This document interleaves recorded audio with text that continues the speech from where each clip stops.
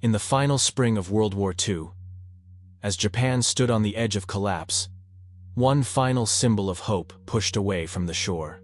The battleship Yamato, the heaviest and most powerful warship ever built, sailed into the East China Sea on a mission that offered no return, no rescue, and no chance of survival.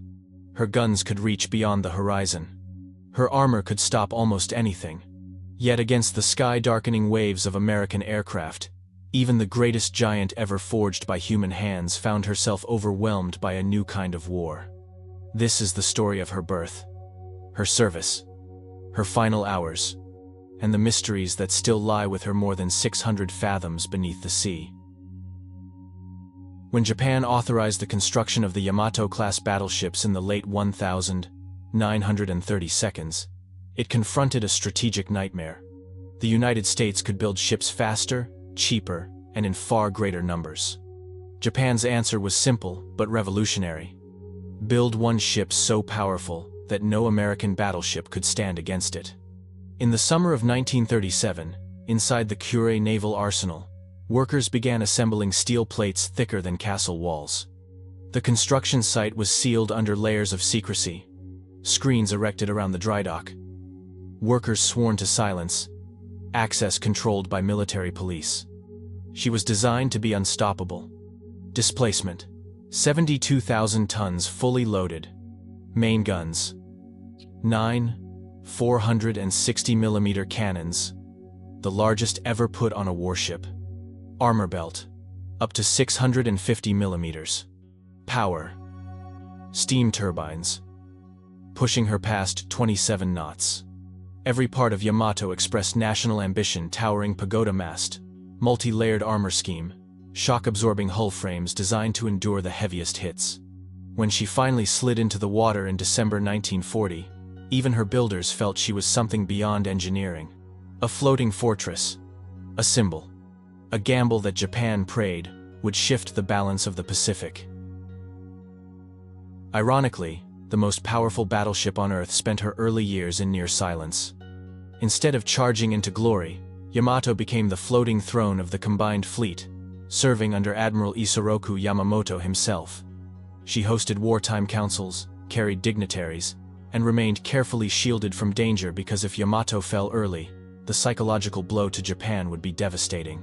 For months at a time she moved between Truk, Yokosuka, and Kure, her massive guns never firing in anger.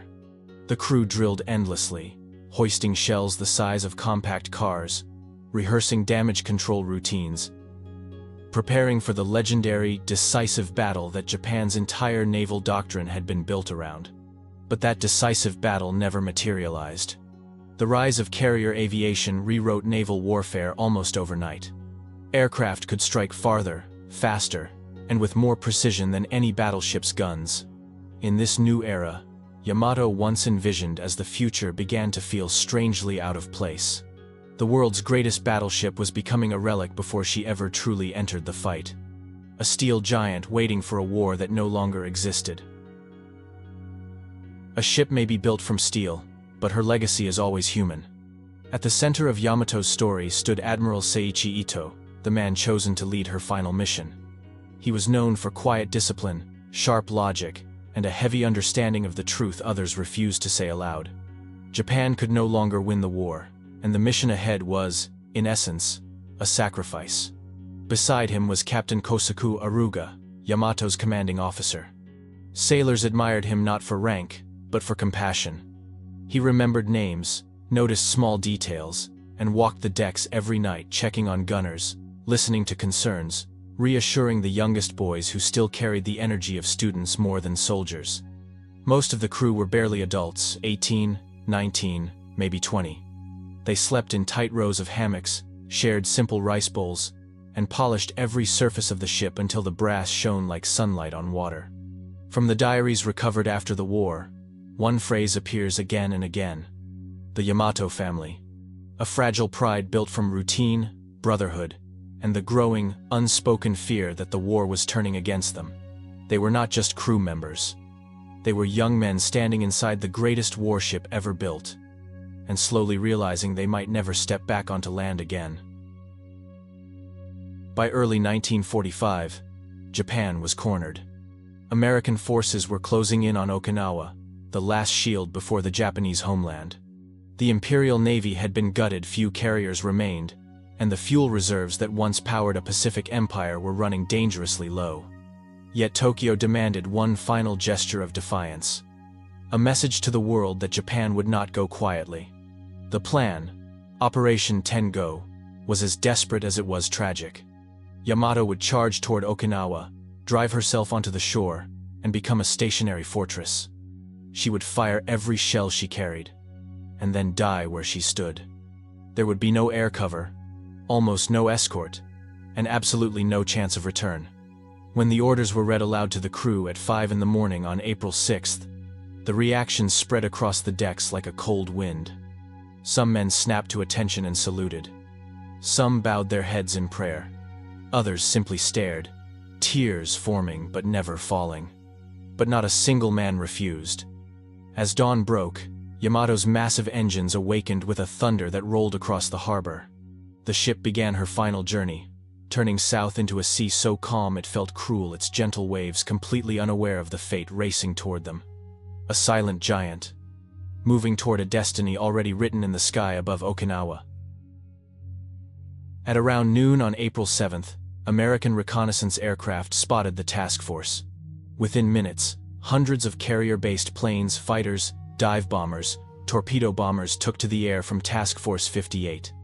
By 1 in the afternoon, the sky had turned into a storm of wings. The attacks came in relentless waves. Torpedo bombers skimming the waves. Dive bombers screaming downward through clouds.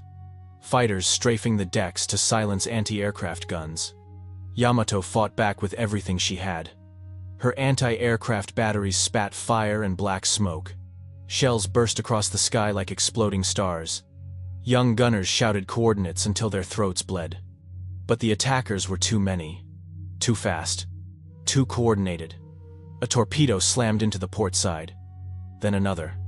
Then 2 more. Compartments flooded instantly. Bulkheads buckled. Men were knocked off their feet as Yamato lurched to port. On the bridge, Admiral Ito remained unmoving, hands folded behind his back, eyes calm, accepting the fate he had foreseen. Captain Aruga continued to shout orders even as flames crept toward the bridge structure. Below decks, crews fought fires in darkness, filled with smoke, steam, and rising seawater. Some continued working even as water rose to their knees, their waists, their chests. Yamato's designers had built her to dominate any surface battle. Against naval guns, she was nearly invincible. But aerial torpedoes and the new reality of carrier warfare rewrote every rule her engineers had trusted. Post-war analysis suggests Yamato absorbed a staggering amount of punishment. At least 11 torpedoes, 6 to 10 armor-piercing bombs, and countless strafing runs that shredded exposed crew and equipment. American pilots, trained in coordinated attack doctrine, aimed deliberately at her port side to induce a fatal capsize. The tactic worked with chilling precision. By around 2 in the afternoon, Yamato's list had worsened to more than 20 degrees. Counter-flooding teams tried to stabilize her, but many compartments were already flooded, and key engineering crews had been killed or sealed behind buckled steel bulkheads. Inside the ship, fires roared unchecked. They spread toward the forward ammunition magazine, a cavern filled with massive 460mm shells and powder charges designed to unleash worlds of destruction. At 2:23 in the afternoon, the inevitable happened. The magazine detonated in a single, catastrophic blast.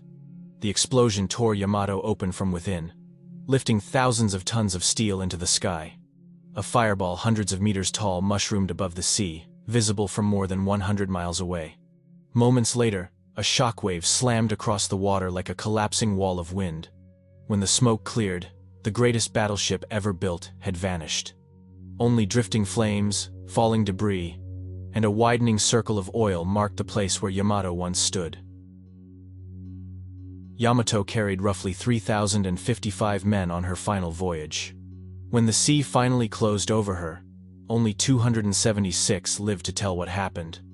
The rest were claimed in an instant, lost to fire, shock, or the crushing weight of the East China Sea. most survivors never escaped the ship. They were blown into the water by the colossal magazine explosion, hurled into a world of smoke, flame, and falling steel.